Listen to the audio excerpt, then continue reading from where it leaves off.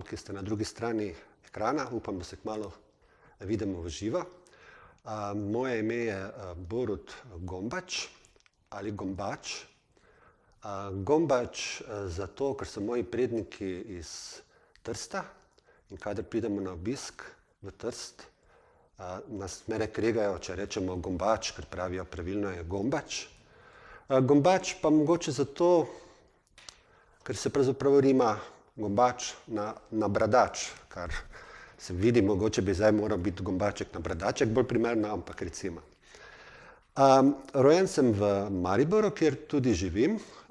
Bolj natančno povedano živim v predmestju Maribora. Kaj je to pravzaprav predmestje? Predmestje je ta kraj, kjer stojiš in imaš pred sabo tovarne, hiše, križišča, blokovska naselja, športne stadione, mrgoli ljudi. Za tvojim hrbtom pa je travnik, kjer se smukajo recimo srne ali pa kakšen fazan, zdaj bolj poredko, ampak še vseeno, tvrfota s trave. Torej, to je eno tako vmesno območje in to mislim, da se tudi pri mojem pisanju pozna. Zaposlen sem, torej po izobrazbi sem knjižničar in sem zaposlen v Univerzitetni knjižnici Maribor. In pri tem lahko povem eno anekdoto oziroma zanimivost. Preden sem začel delati v naši knjižnici, sem izdal knjigo Največji časopis na svetu, to je tale knjiga. In en teden potem, ko je ta knjiga izšla, torej z naslovom Največji časopis na svetu, sem dobil službo v časopisni čitalnici Univerzitetne knjižnice in od takrat se, tako da je tale knjiga napovedala, da bom nekoč delal v časopisni čitalnici. Kot knjižničar seveda posojam knjige bralcem, so pa v knjižnici tudi takšne knjige, ki se kdaj sposodijo mene, oziroma moje pesmi, moje pravljice.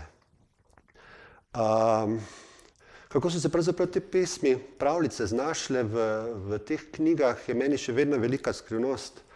Sploh mi je skrivnost, kako nastane pesem. Se mi zdi, da ali pa pravljica, če bi to vedel, da bi zdaj imel že eno knjižico svojih knjig, ki bi bila od tal do stropa, ker pa nekaj knjig vseeno imam in bi pri svoji sivi bradi lahko rekel, da pravzaprav sem že nekaj časa v tem pisanju, bi nekaj o tem vseeno moral vedeti. In zdaj, kar mi pač pade na pamet, je to, da je za pisanje pač potrebno, prva stvar, ki je radovednost, pol seveda domišljija, potem neka vztrajnost, pa tudi moraš biti kritičen do tebe, kar napišeš, ne smeš se takoj zadovoljiti s tem. Sploh najpomembnejša se mi pa ta prva stvar, ki sem omenil, to se pravi radovednost. Nekoč sem napisal eno pesem za mini univerzo ali MUF, to je mini univerze v Mariboru. To je takšna univerza, kjer zaresni profesorji, doktori znanosti učijo otroke, mislim, da tam nekje 4. razred. Predavanja so zelo zaresna, nek zelo znan biolog, recimo ima predavanje, kako nastane prdec in take stvari. Skratka, otroci z velikim zanimanjem na koncu celo dobijo indekse. No in mene so takrat zaprosili, da bi napisal neko pesem in tista pesem ima refren Radovednosti avtocesta do znanja. In jaz zmeraj pravim, da je pravzaprav tudi radovednost avtocesta do pisanja. Če hodiš po svetu z zelo široko odprtimi očmi, z našpičenimi ušesi, bo svet nekako sam spregovoril. Če nekemu predmetu ali pojmu zelo skrbno prisluhneš, boš lahko slišal njegovo skrito govorico, njegove zgodbe, ki jih pripoveduje. Te so včasih malo drugačne od našega vsakdanjega življenja. V teh zgodbah lahko recimo knjiga lebdi, tako kot tale moja knjiga. Lahko se hiša s cvetličnim ometom odpravi na sprehod po mestu. Lahko je skrito dvigalo v sekvoji, lahko sobno kolo poleti in podobne stvari. Skratka, kadar jaz pišem, jaz nikoli ne pišem na ta način, da bi rekel, aha, tukaj pa je zdaj ena brezdomka, smili se mi, bom napisal pravljico o tem, ampak iz nekega malega zdrobca, nekega detajla, ki me potem potegne za sabo, recimo pravljico o hiši s cvetličnim ometom, ki je v tej knjigi, kjer pravzaprav govori o brezdomki. Sem pravzaprav začel pisati, ko sem videl nekje policaja z sendvičem z pariško klobaso. Ta sendvič se potem pojavi v zgodbi, ampak torej, čisto na nekem drugem koncu sem začel pravljico pisati in tako se pravzaprav te stvari dogajajo in včasih celo ne vem, ali bo z tistega drobca nastala pesem ali pravljica za odrasle ali bo ostala za otroke. Obstajajo pisatelji, ki pravijo, da piše otrok v njih. Otrok v njih, to je bil recimo Tone Pavček, ki je bil taki predstavnik, on je zmeraj rekel, da piše otrok v njemu, odličen pesnik. Recimo drugi pisatelji, zdaj se spomnim recimo Andreja Bervarja, je rekel, to je neumnost, otroštva je takrat, ko je in potem je mrtvo, pišem iz spomina na otroštva. No in jaz si pa včasih tako malo prostodušno rečem, ja, če bi pisal otrok meni, bi najboljše pesmi verjetno napisal pa pravljice takrat, ko sem bil nekje v 2., 3. razredu osnovne šole. Po drugi strani pa se vprašam, kaj za vraga pa je spomin, če ne nekaj, kar ostane od nekoč. Tako da si zmeraj rečem, da pišem iz te točke, kjer se sreča ta čas, ki teče naprej, torej to, kako se staramo, in pa nek čas, ki ga čisto ne razumemo, ki po svoje teče tudi malo nazaj. Mogoče bi za konec prebral torej eno pravljico iz te zbirke pravljic, torej naslov pravljice Skrivnost lebdeče knjige, ilustrirala je Nada Hafner, izšla pa je pri založbi Litera. Prej sem povedal, da sem napisal knjigo Največji časopis na svetu in sem potem začel delati v časopisni čitalnici. Včasih torej tudi literatura deluje v obratni smeri, ne samo, da ti vidiš nek drobec in iz njega narediš, ampak potem tudi ostane. Jaz recimo sem na neki proslavi naši v knjižici prebral to naslovno pravljico, torej Skrivnost lebdeče knjige. In še dan danes, kadar v knjižici kakšna, v računalniku piše, da je knjiga prosta, pa je potem knjižničarji ne najdemo, reče, aha, to je ona Borutova lebdeča knjiga, torej to je ostalo. V tem nadstropju, kjer jaz delam, je tudi anatomski kabinet, to pomeni, to so namenjeni bodočim zdravnikom, zdravnicam, tam so modeli kosti, potem modeli organov, kaj zvem, srce, oči, tako eno veliko uho, zelo zanimiva stvar. In tam sta tudi 2 okostnjaka. In ko sem jaz tudi na neki drugi prireditvi knjižnici prebral pravljico o teh okostnjakih, torej o Stanki in Stanki, kakor sem jih jaz imenoval, se je to ime prijelo. Tako da zdaj rečejo, ja, ta študentka bi rada Stanka, lahko Stanka vem prineseš ali pa Stanko prinesi, tako da včasih kdo, ki ne ve, za kaj se gre, je malo presenečen. Torej to, da vam najprej kar predstavim Stanko in Stanka.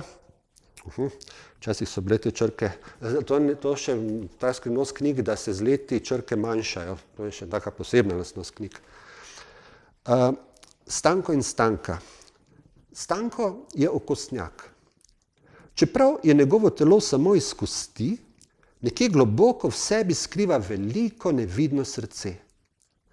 Prav nič nenavadnega torej ni bilo, da se je v trenutku, ko so ga izdelali in se je prvič zazrl skozi svoje koščene oči oziroma dupline, zaljubil v Stanko.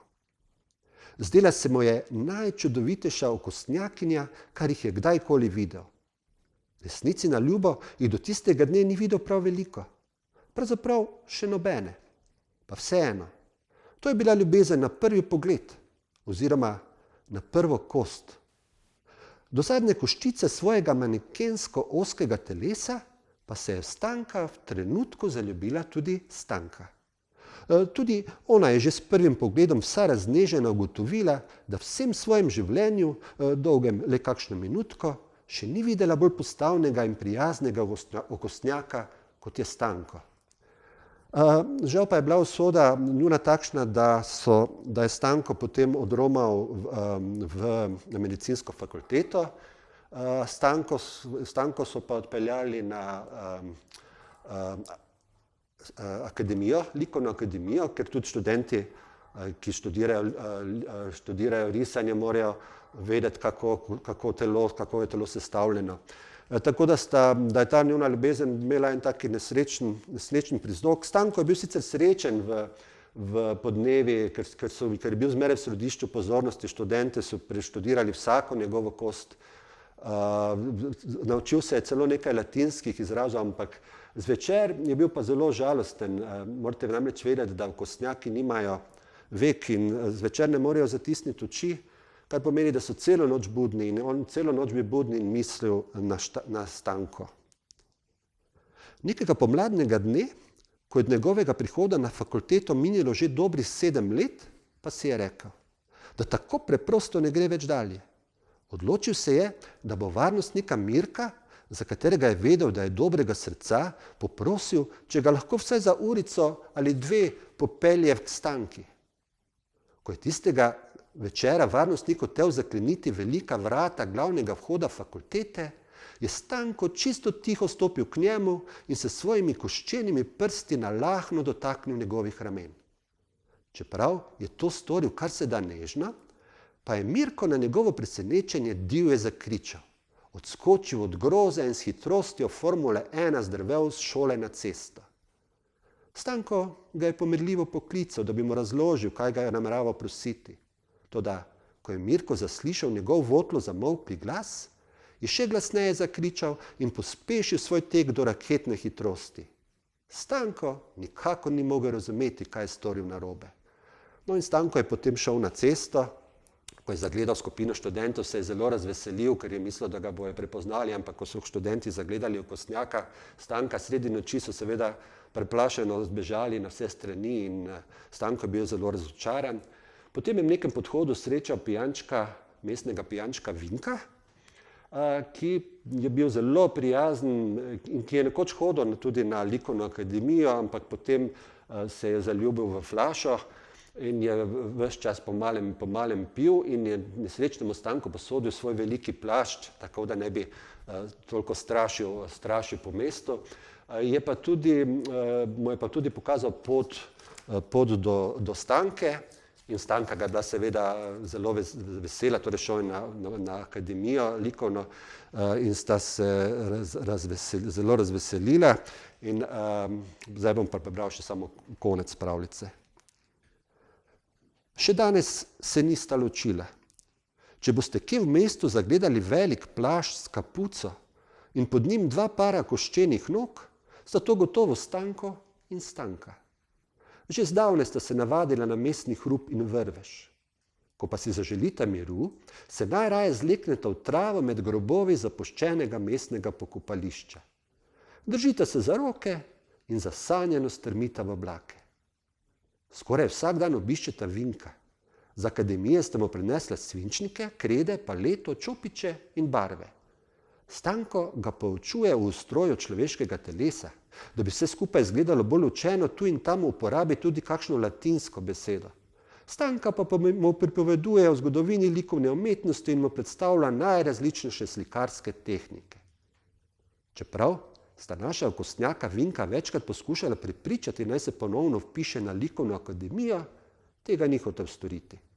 Je pa z leti z njuno pomočjo postal odličen ulični slikar. Njegovi portreti mimoidočih se kar lepo prodajajo. Še vedno ima rad svojo steklenico, zlasti kadar je polna. Res pa je tudi, da je prav zadnje dni kar nekajkrat pozabil nanjo. Pa se to ni nič čudnega, ko pa že ves teden od jutra do večera slika le ljubko cvetličarko Rozalijo.